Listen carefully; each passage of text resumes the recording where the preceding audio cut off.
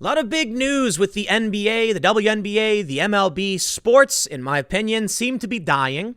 We saw recently that the playoff ratings were down 40%. And then we got this. NBA, WNBA postpone all Wednesday games after players refused to play over Jacob Blake's shooting. Apparently, the Major League Baseball was in solidarity, and some TV host also walked out. And I say to them, bravo, good sirs, for standing up for what you believe in. Now, apparently they were saying over on Yahoo Sports that some of these players were traumatized. Okay, that's a little bit absurd, but I appreciate all of you saying, we don't need this money. We want justice. The money can be, the money be damned. What we actually care about is, wait a minute, how much are we losing? It's that much? You sure? Report, NBA players decide to resume playoffs after one-day strike. Oh, I guess maybe they realized they were going to lose a lot of money. So they're back. Okay, it was a one-day strike. I mean, fine. If that was the deal, you're going to call off one game. Sure, seems a little bit ineffective, but I have to imagine that somebody took a look at their pocketbook and said, whoa. How much do we lose? Nah, I don't know about that. The ratings are already down. And here's what's funny. A lot of people pointed out, with the players going on strike at a time when their ratings are collapsing, they were putting themselves in a terrible contract position where they're not going to be able to negotiate for very much when the teams come back and be like, why are we going to sign you for that amount of money when the ratings are down? Nobody wants to watch and you quit. I'll take you back at half. Nope. So they came running back. Their checkbooks, they didn't want to get them a little light. Yahoo Sports says one day after walking out of their playoff games in protest of systemic racism and the police shooting of Jacob Blake, NBA players will soon be back on the court. According to ESPN's Adrian Wojnarowski, players decided on Thursday morning to return to work and finish out the playoffs. Yet nobody's watching. You know what's really funny? I said this the other day. I wonder if the real reason they did this was because the ratings are so bad and they needed to save face. That could be it. Woj also reported that Thursday's 3 playoff games will be postponed. There are ongoing discussions about when the teams will be returning to play. Tensions Wednesday night, agreement on Thursday morning. They say this result was far from assured. The players held a 3-hour meeting on Wednesday night to discuss whether or not they should continue the playoffs after walking out earlier in the day, and emotions ran high all around. According to Yahoo Sports' Chris Haynes, some players were upset with the Milwaukee Bucks for deciding to go on strike without first talking to the National Basketball Players Association or their opponents, the Orlando Magic. Haynes also reported that the LA Lakers and the LA Clippers both voted to walk out on the remaining postseason games and return home. Those teams were the first ones to exit the long NBA meeting on Wednesday night, with LeBron James and Kawhi Leonard making their feelings about ending the playoffs clear. That changed by Thursday morning, according to Haynes. A good night's sleep helped everyone gain some perspective and get on the same page. Nah, I'm willing to bet that the check holders were basically like, you don't play, you don't get paid. Have a nice day. And they were like, wait, hold on. I'm willing to bet that many of them, listen, I talked about this the other night. I have to imagine that if you're playing sports and there's no fans, oh man, you don't got that hype. You know what I mean? Like, I couldn't imagine performing. You don't get the same feeling. I play music, right? We used to do these Friday night. We were doing these Friday night jams for a while. I've played on stage for large crowds. And that energy, man, it's electric. Playing online, not the same thing. That energy's not there. It kind of feels like, you're just here in your room alone. So look at this court. You got this image right here. There's no fans. It's like a high school gym. I'm willing to bet many of these guys are bored.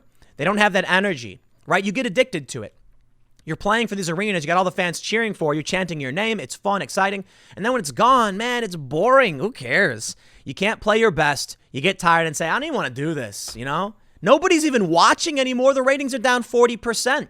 Your views are slashed. You got no fans. And then along comes the event and you're like, dude, I'm out. Then you get a phone call. You got a contract, buddy. You have to play. Otherwise, we're cutting you off and you're getting paid nothing. And they're like, I'll be back. I'll be good.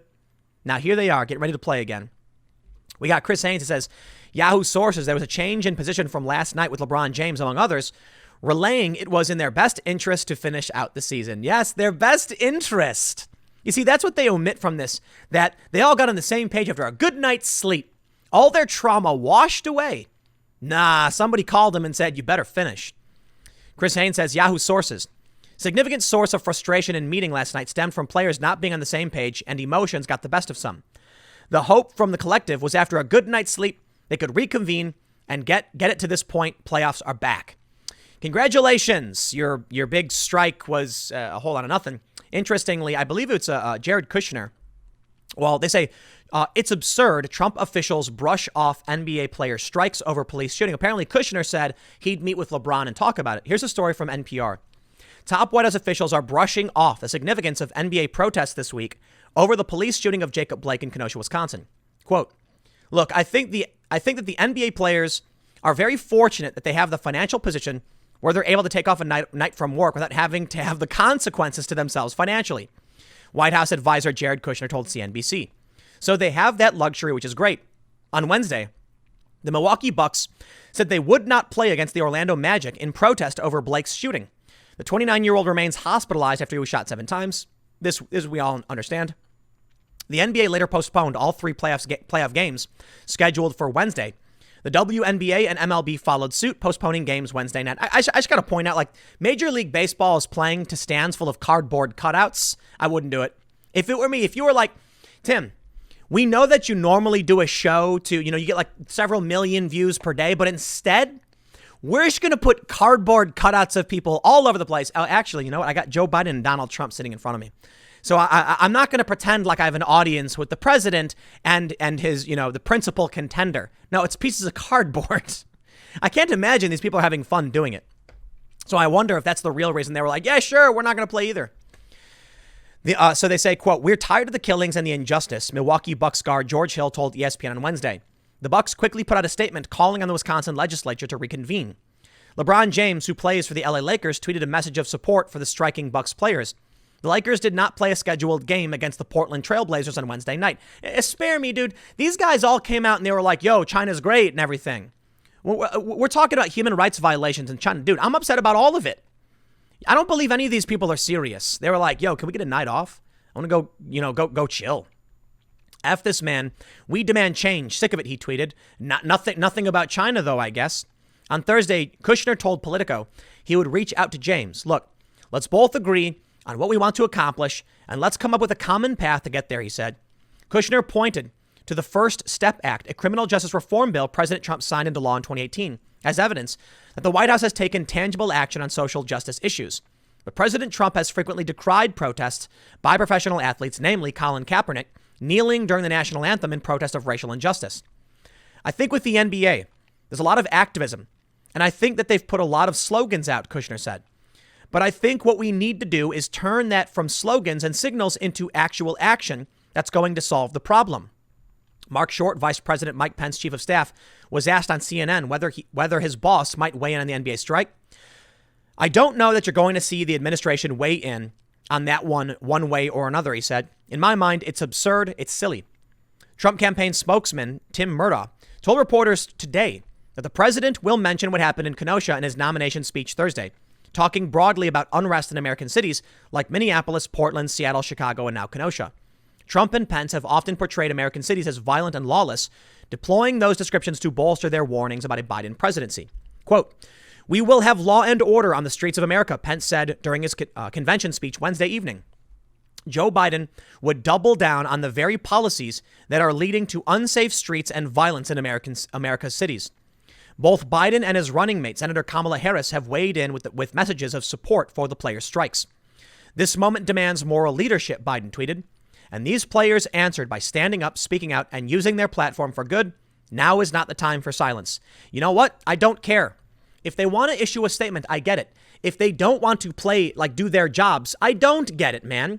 Could you imagine if, you go to McDonald's and you walk in and you're like, I'd like a Big Mac. And the guy goes, well, maybe I'm actually not going to make the Big Mac because I'm traumatized by this video I saw on the internet. I'd be like, okay, I feel for you, man. I'm sorry you're upset.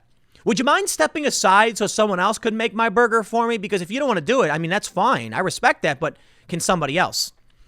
Now, when it comes to the NBA, there's not really anybody else. I don't know, the B roster. Hey, who's willing to play basketball and I don't know, whatever, man. I just don't believe it's legit, to be completely honest. I mean, unless these people just don't understand what's happening in the world, it seems very strange to me that they pull up their Twitter app and see this and they're like, oh man, I can't work tonight because look at this video, dude. Why don't you go and watch every single one of these videos? What are you talking about? No, it's the media whipping everybody up into a tizzy. And then I just think most people that are seeing this are irrationally, emotionally charged by this stuff.